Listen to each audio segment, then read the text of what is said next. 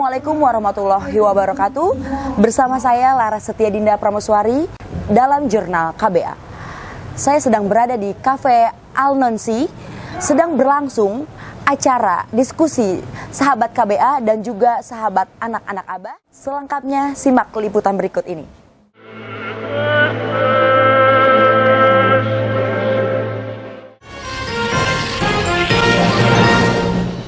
Terima kasih Coach Farhan, boleh tepuk tangan dulu dong buat Coach Farhan.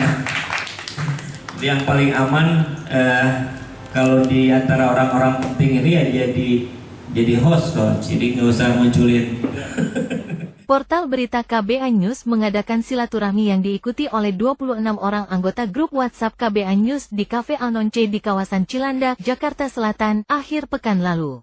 Silaturahmi dibarengi dengan diskusi ringan mengenai perkembangan politik mutakhir. Hadir dalam acara, antara lain SIO KBA News, Ramadan Pohan, pengusaha Geis Khalifah, Coach Farhan, novelis Akmal Naseri Basral, YouTuber Saiful Zaman, pengusaha Tony Setiawan bersama istri, aktivis Yusuf Blegur, dan poster Agung Prihatna. Ada juga hadir seniwati Yuni Tabris, aktivis Dik-Dik Sadikin, aktivis Yoke Oktarina, 3 anggota IKAKUSI, yakni Fitri, Cicik dan Nini, Sofian, Lani, Selwa, Anita, Agung, Hashim, Hasanuddin, Budi Harto, Gafur, Helmi Abe, dan Hendri Mardani. Acara dimulai dengan perkenalan para anggota grup, diikuti oleh sambutan Geis Khalifah. Pertemuan berkembang menjadi diskusi yang hangat menanggapi banyak informasi menarik dari Geis.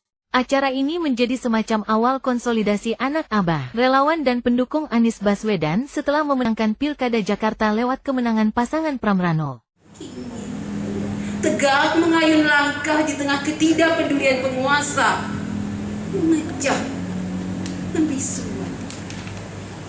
Akulah itu, sahabatmu baik. Terima kasih. Sebagai alat atau instrumen untuk membelokkan opini itu, dan itu dilakukan oleh para pollster yang menurut saya tidak berangkat dari basis basis lembaga yang non bisnis. Mereka ini pebisnis sebenarnya.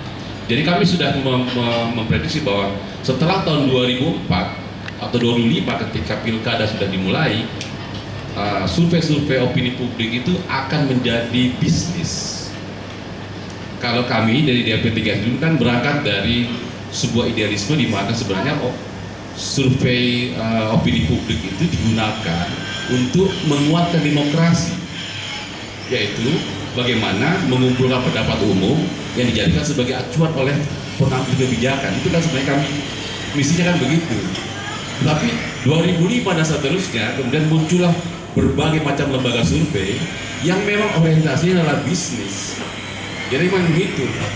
Nah, karena ini bisnis, makanya kemudian mereka melakukan berbagai macam upaya untuk kemudian mereka mendapatkan kontrak eksklusif dari para politisi atau partai politik.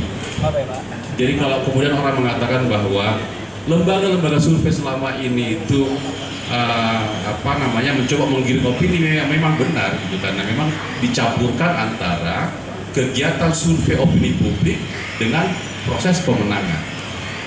Itu kira-kira saya harus mengakui contoh paling mutakhir adalah ketika Pilkada DKI Jakarta. Pada waktu itu saya sudah membaca bahwa sebenarnya ada lembaga-lembaga yang digunakan oleh salah satu paslon, itu digunakan untuk menggiring namanya bandwagon effect, yaitu efek orang mau memilih lebih cenderung kepada orang yang menang. Oleh karena itu saya ngobrol-ngobrol dengan Bang Pohan, Mas Buniani, Mas, kalau saya melihat secara teoretik sebenarnya ini tidak ada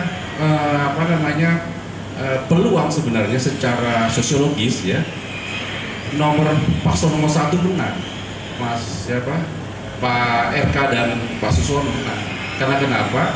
Mereka nggak punya basis sosiologis. Oleh karena itu saya melihat hasil survei ini kok katanya ini digiring ini. Ini nggak seperti ini nggak seperti ini kenyataannya seperti itu. Dan kemudian memang benar pada akhirnya di belakang-belakangan terjadi kisru antara lembaga survei kan, ada LSI yang kemudian hasilnya bertabrakan dengan poltreking. Setelah kemudian telusuri memang ada yang berbohong kan, begitu kira-kira. Itu.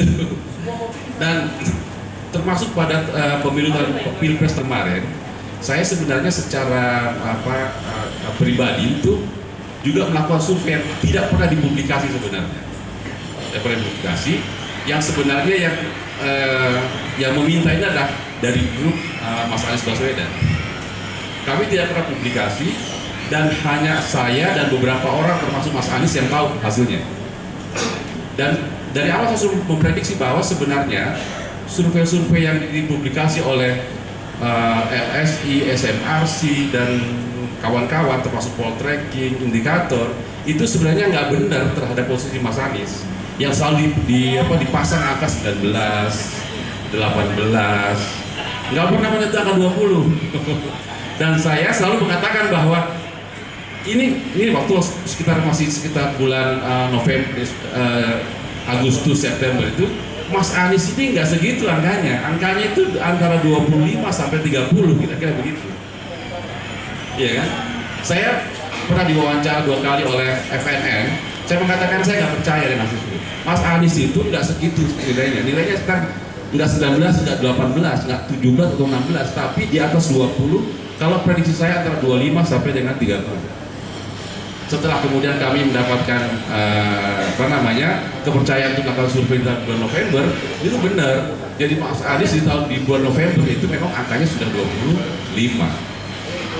Kira-kira begitu. PKS mengkhianati rakyat Sumatera Utara karena rakyat Sumatera Utara yang 75% umumnya hampir 50 itu pendukung PKS. Mereka sangat senang sama PKS karena PKS adalah partai yang memperjuangkan aspirasi umat dan istiqomah.